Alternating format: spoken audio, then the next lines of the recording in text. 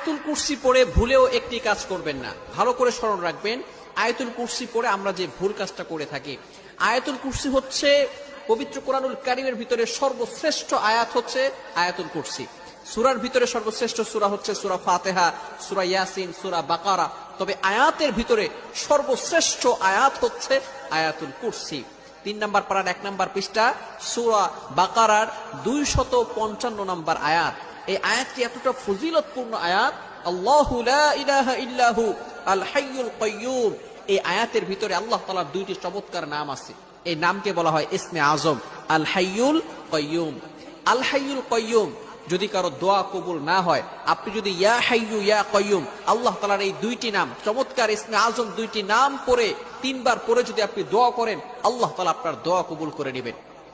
যেহেতু এই আয়াতের ভিতরে আল্লাহ তাআলার 2টি ইসমে আজম নাম রয়েছে, এই নামের কারণে Likey